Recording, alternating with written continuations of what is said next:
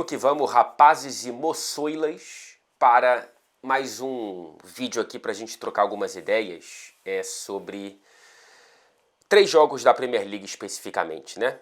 Falar dos 3 que brigavam pelo título, agora temos 2 que brigam pelo título. Acredito que não é prematuro dizer que depois de mais um tropeço o Liverpool está fora dessa briga, né?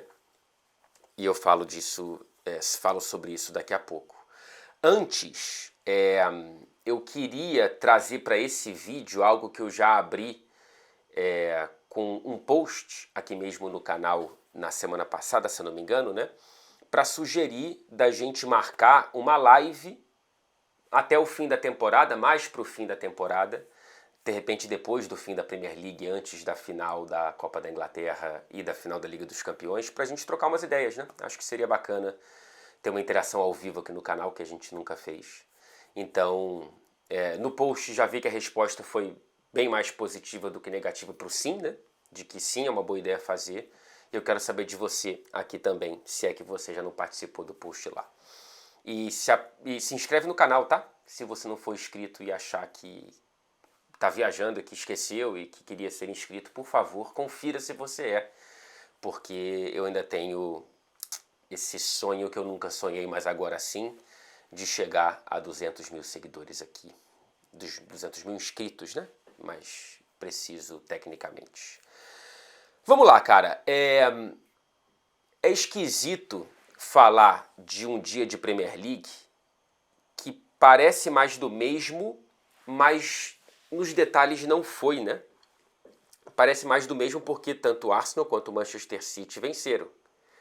Só que não foi mais do mesmo porque tanto o Arsenal quanto o Manchester City, em grande parte dos seus jogos, jogaram pior do que o adversário. O City sofreu mais contra o Forest do que o Arsenal contra o Tottenham, mas, em certa escala, acho que dá para traçar esse paralelo nas duas vitórias. Eu vou em ordem cronológica aqui, então, ordem cronológica nesses dois, né? Nesse domingo. E aí depois eu falo do Liverpool que jogou no sábado. Cara, o Arsenal, como que pode você criar mais do que o adversário e sair para o intervalo atropelado, perdendo por 3-0? Foi essa a confusão na cabeça do Tottenham depois do primeiro tempo. Como que pode você criar menos e sair atropelando por 3-0? Esse foi o tamanho da confiança do Arsenal no intervalo e que eu acho que extrapolou o limite da confiança para um pouco, não digo de salto alto, né? Mas, enfim, um segundo tempo esquisito do Arsenal. Mas, eu não vou me atropelar aqui não. Vamos falar do outro atropelo. Não de mim, em mim mesmo, mas desse Arsenal para cima do Tottenham. Porque foi esquisito, né? Assim, a melhor coisa do mundo para o Arsenal foi aquilo acontecer. Mas já até o segundo gol, o Tottenham jogava melhor do que o Arsenal. Tinha o controle do jogo, não sofria defensivamente. É claro que não criou uma multidão de chances, mas criava mais do que o Arsenal, né? Os detalhes foram definindo cada passo, né? Cada passo desse atropelo do primeiro tempo. O Tottenham jogava melhor e ainda não tinha criado uma grande chance e estava buscando, né? E aí, escanteio para o Arsenal e o Højbjerg consegue cabecear melhor do que muito atacante. Só que contra o próprio gol. 1-0. Aí o Tottenham vai lá, segue jogando melhor. E aí consegue, num desvio fortuito, empatar com o Van de Ven. Só que a sorte virou azar por questão de centímetros. E o Van de Ven, que já disse aqui várias vezes que sou fã, teve o gol anulado.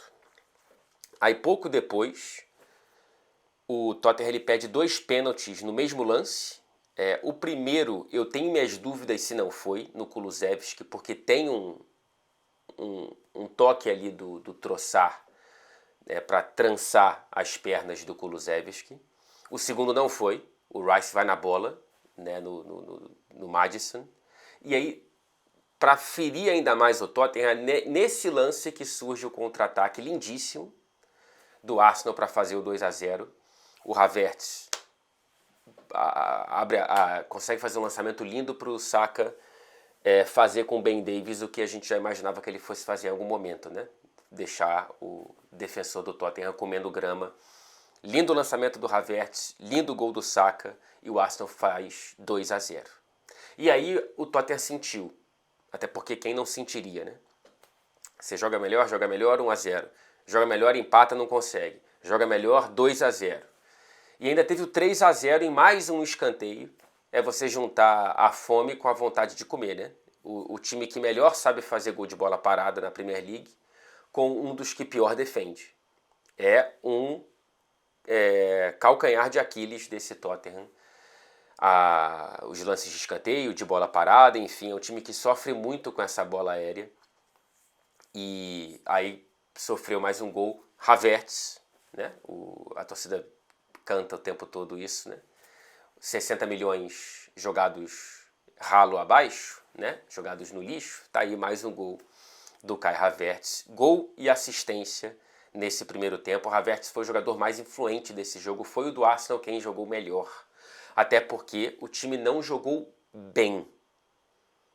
Mas estava ganhando de 3-0. Isso pouco importa. E aí, cara, que coisa doida, né? Assim, nunca o Arsenal tinha aberto 3 gols tão rapidamente na história do North London Derby. Ainda mais jogando fora de casa. Um jogo historicamente complicadíssimo para o Arsenal.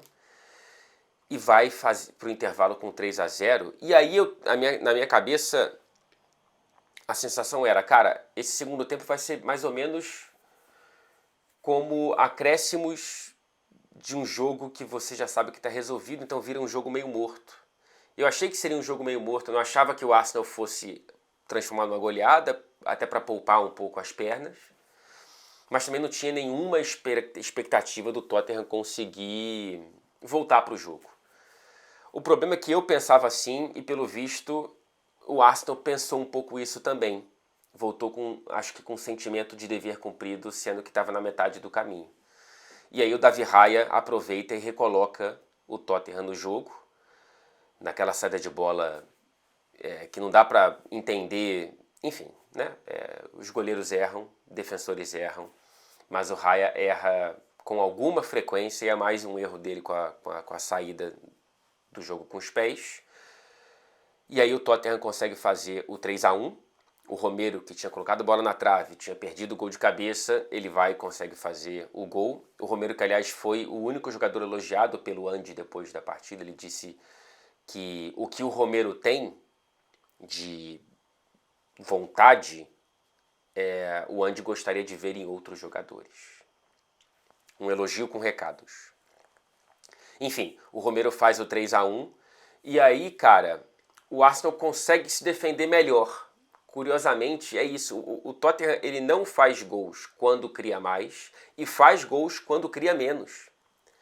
E aí teve o 3-2 num pênalti que eu não sei como o Michael Oliver não viu, que foi na cara dele, ele estava bem posicionado, ele estava olhando para o lance e ele não viu o Rice chutando e chegando atrasado e chutando o adversário, que eu não lembro quem foi.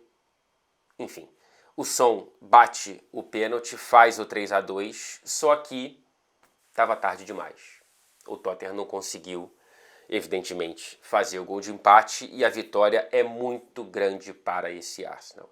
A atuação foi aquém, mas isso pouco importa, meu amigo. Estamos na reta final de Premier League e o time tem que vencer todos os jogos para entregar para o Manchester City para ver se ele consegue ser campeão. E esse era o jogo mais complicado para o Arsenal, dessa reta final.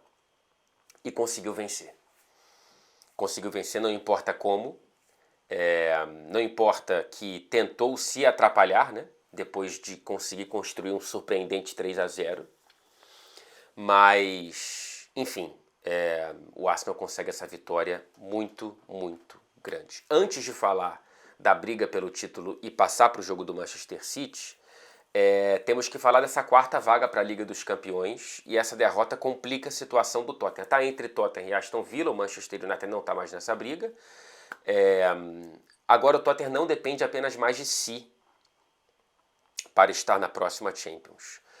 Estaciona nos 60 pontos, está a 7 do Villa, que empatou com o Chelsea no sábado.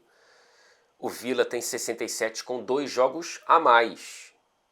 Mesmo com esses 2 jogos no bolso, o Tottenham tem que torcer por um tropeço do Villa, que se vencer os 3 jogos restantes, ele estará na próxima Liga dos Campeões. São 3 jogos complicados, tá? Liverpool, Brighton e Crystal Palace. Aliás, o Crystal Palace, desde a chegada do Glasner, está praticando o esporte futebol. Interessante, hein? Cara, eu tô interessado para ver o que o Palace vai fazer na próxima temporada. Não sei como é que vai ser a janela, quantos jogadores vai perder, mas o Glasner aqui, claro, vem com um currículo muito interessante com o título da Europa League com o Frankfurt. Ele já trouxe um impacto imediato para esse Crystal Palace. Enfim, se o Villa fizer o que tem que fazer, 9 pontos em 3 jogos, ele volta para a Champions pela primeira vez em 41 anos. O Villa tem só 2 participações na Champions. A primeira ganhou, em 82, e na segunda, na defesa do título, foi eliminado nas quartas de final. Desde então, nunca mais esteve na maior competição de clubes do mundo.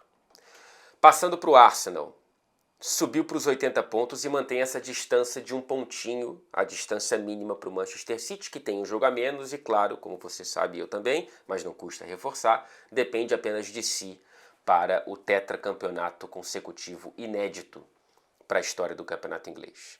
E, cara, hoje o City escapou de um tropeço, hein? Escapou de um tropeço. Se o Arsenal jogou pior em vários momentos da partida contra o Tottenham, o City sofreu mais. Cara, o City, em vários momentos, não conseguia fazer nada, não conseguia nem manter a posse de bola, que é, evidentemente, né, a marca registrada desse time. E, além de não conseguir atacar, era uma vulnerabilidade defensiva imensa. Assim, desde o lance 0-1, assim, com segundos de jogo, o Forest já assustou o City dentro da área com o Nico Williams, que perdeu uma chance. E essa foi a tônica do jogo até próximo do segundo gol. Foi a tônica por 60, 70 minutos de jogo. Assim. Foi uma atuação muito, muito boa do Forest. Faltou o gol. Faltou colocar o pé na forma, faltou aproveitar o plural de chances cristalinas que teve de fazer. Cara, o Chris Wood viveu um dia horroroso. Assim. Ele que foi o herói do gol de empate da temporada passada, num ponto muito importante para a permanência do Forest na Premier League, ele desperdiçou 2 chances. A primeira, então, é indefensável, cara. Não tem como você perder aquele gol. O Murilo também perde um gol debaixo da trave, um lance mais difícil do que o Wood. E no fim das contas o Forest não consegue transformar o volume de jogo e as chances criadas em gol. E aí o City vai lá e abre o placar do nada, assim, não estava criando nada, e aí escanteia o gol, o Vardiol faz de cabeça, muito bem, obrigado, o City vai sentindo-se muito agradecido pelo placar para o intervalo. No segundo tempo volta com algumas mudanças. O City não tinha o Rúben Dias e o Foden, que doentes não puderam jogar. E aí o Doku joga, e o Doku vai mal nessa partida, sai no intervalo para a entrada do Kovacic, e o Ederson saiu mais uma vez machucado para a entrada do Ortega, que mais uma vez foi bem. Mesmo assim, o City não consegue ter qualquer controle do jogo, segue sofrendo, gradativamente menos, até que a entrada do Haaland, que volta de lesão, ele saiu com um problema muscular contra o Real Madrid, e ele ficou no banco de reservas, voltando de lesão, entra, e ele ajuda o City no grande problema do Haaland. Curioso isso. Ele ajudou o City a acalmar o jogo, ter mais posse de bola. Fora da área, antes de dentro da área, foi fora que o Haaland ajudou bastante o City. Ele manteve a posse de bola, ele conectou-se bem com os companheiros, enfim, foi um Haaland mais fluido e que ajudou o City a apagar aos poucos o fogo do Nottingham Forest. Até que o Haaland faz um belíssimo gol, né? Um gol muito bonito de arrancada, driblando o Murilo e colocando a bola no canto, se isolando na artilharia da Premier League com 21 gols marcados. E aí acabou, né? E aí a chama do Forest apagou, não tinha como. Realmente não tinha como. Você consegue dominar o atual tricampeão dentro da sua casa, você consegue criar oportunidades e você tá 2-0 no placar? Complicado, né? Senti pelo Forest porque, cara, tá brigando contra o rebaixamento, tem toda a questão da perda de pontos por infrações financeiras, tem toda a questão da arbitragem, que eu trago para cá o que eu disse no Twitter e repito, aquele tweet do Forest foi irresponsável, você só pode acusar a arbitragem de clubismo, como é que se diz, de desonestidade, se você tiver prova. Você não pode dar a entender que porque o cara torce pro time tal, ele vai... foi um tweet de torcedor em bar, assim, em boteco. E institucionalmente é muito feio um clube fazer isso. Mas a sensação de que a arbitragem é ruim não é só do Forest, né? Eu já falei aqui do Michael Oliver hoje, posso falar de tantos outros, nessa rodada então mais exemplos. Só que não é só o Forest que reclama, todo mundo reclama, quase todo mundo reclama o tempo todo. Porque é ruim. A arbitragem inglesa é ruim. Agora, desonesta, aí eu não vou entrar nessa celeuma porque eu não tenho prova. E você só pode afirmar se você tiver. Ainda mais sendo um clube de futebol. Se eu falo isso aqui, já é irresponsável porque eu sou jornalista. Se o torcedor fala, ok, faz parte do jogo. Mas um clube não pode falar se não tiver comprovação. Enfim, dentro desse enredo todo, o Forest vai lá, joga bem, faz por merecer um resultado bem melhor. Merecer vencer, não é só empatar não. E acaba perdendo e afundado nessa briga pelo rebaixamento, que está interessante, hein? Deixa eu abrir a tabela aqui, que essa briga pelo rebaixamento, já tivemos duas decisões, né? O Sheffield United rebaixado matematicamente e o Everton matematicamente seguro, tá salvo, tá na próxima Premier League o Everton. E aí temos, e o Brentford também, né? Então temos 2 vagas para 3. O Burnley, que está com 24 pontos, um poder de reação recente interessante. O Luton Town com 25 e o Forest com 26. São 3 pontos separando esse trio que foge dessas 2 vagas, dessas 2 âncoras, melhor dizendo, para a Championship. Vamos ver como é que vai ser essa sequência. O De Bruyne, mais 2 assistências, hein? E chega a 15 assistências em 21 jogos na temporada, somando com os 5 gols, são 21 participações diretas para gol em 21 partidas. Impressionante como o De Bruyne, mesmo quando não joga tão bem, ele é decisivo. E jogou muito pouco na temporada, e mesmo assim traz esses números absolutamente impressionantes. Cara, faltam 4 jogos para o Manchester City. O Wolverhampton em casa, Fulham fora, Tottenham fora, West Ham em casa. Faltam 3 jogos para o Arsenal. Bournemouth em casa. O Iraola está conseguindo fazer a roda girar. Interessante trabalho. Manchester United fora e Everton em casa. Os jogos mais complicados de um e de outro, para o City, claramente é o Tottenham fora. Para o Arsenal, claramente é o Manchester United em Old Trafford. O mais complicado dos dois é o do Manchester City. Ainda mais sendo o Manchester City contra o Tottenham em Londres, né? Que é um histórico amplamente negativo. O Guardiola nunca conseguiu vencer lá dentro do estádio do Tottenham, desde o White Hart Lane, pela Premier League, né? Não conseguiu vencer. Enfim, eu ainda acho que o título ficará com o Manchester City. Porque, enfim, a faca e o queijo estão nas mãos do especialista. O Pep Guardiola é um especialista, esse elenco do Manchester City é especialista nisso. E o City tem o que não teve há muito tempo, né? Nas últimas 3 temporadas chegou pelo menos nas semifinais da Liga dos Campeões. Agora não está nelas, então vai ter tempo. Tem aí uma semana livre agora para o jogo contra o Wolverhampton, no sábado que vem. Vamos ver como é que o Manchester City vai se comportar dessa maneira. Agora o foco está 100% na Premier League. A Copa da Inglaterra é só depois, no dia 25 de maio, contra o United em Wembley. Eu acho que o Arsenal ganha os 3 também, tá? Mas pode não ser o suficiente. Esse jogo contra o United é um possível sabão aí. Mas eu ainda acho que o Arsenal passou pelo pior, que era esse jogo contra o Tottenham fora de casa. E é uma loucura que, se isso acontecer, se o City for campeão, vão chamar o Arsenal de pipoqueiro de novo, né? É triste. Eu acho realmente triste, assim, porque a temporada do Arsenal é excepcional. Não é normal fazer isso. Como é ainda mais normal fazer o que o City faz. O Liverpool fica com esse gosto amargo, né? De conseguir sonhar com algo que não era projetado por quase ninguém no início da temporada.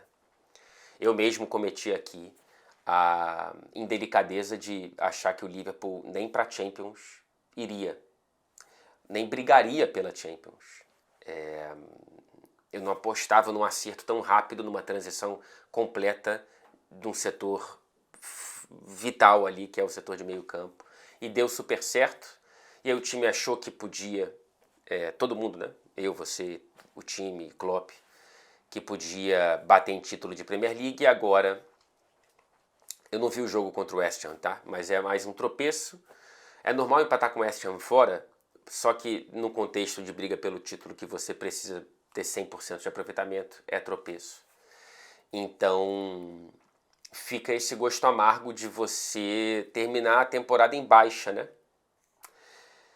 E tivemos aquela cena feia do Klopp com o Salah. Acho que mais feio do que aquela cena foi o que o Salah fez na zona mista, algo flagrado pelo irmão e competente e ídolo João Castelo Branco, que o Salah passa, alguém pergunta se ele iria falar, ele diz que não, porque se eu falar, terá fogo. Eu vou jogar fogo nessa história. Bobeira falar isso, né, cara? Com a experiência que o Salah tem, sabendo o tamanho do Klopp, eu não sei o que aconteceu. Ele certamente estava incomodado com ter sido bancado, né? Começou o jogo no banco e estava entrando só com 30 e poucos do segundo tempo. O Klopp fala alguma coisa para ele quando ele está próximo de entrar e ele responde e vai respondendo até o Darwin ter que intervir, meio que separar ali o Klopp e o Salah, um negócio feio mesmo, assim. Mas que poderia ter ficado naquilo ali, discussão de jogo. Outro dia o De Bruyne saiu reclamando com o Guardiola. O Guardiola não entrou na briga, mas o De Bruyne saiu reclamando porque foi substituído. Ou por causa do jogo, enfim. Isso acontece. O problema é depois o Salah falar aquilo. E aí, cara, já meio que orna com um momento esquisito do time, que o Salah não tá jogando bem, não tem praticamente ninguém jogando bem nesse momento no Liverpool. E a equipe fica com apenas a vaga na Liga dos Campeões, o que já é uma conquista. O torcedor do Liverpool que estiver aqui precisa, se é que já não entende, entender que é uma conquista, cara. É muito difícil estar na Premier League, na Liga dos Campeões com tanta frequência enquanto um time da Premier League, né? E o Liverpool consegue voltar para a Champions, que é o lugar que o Liverpool deve estar.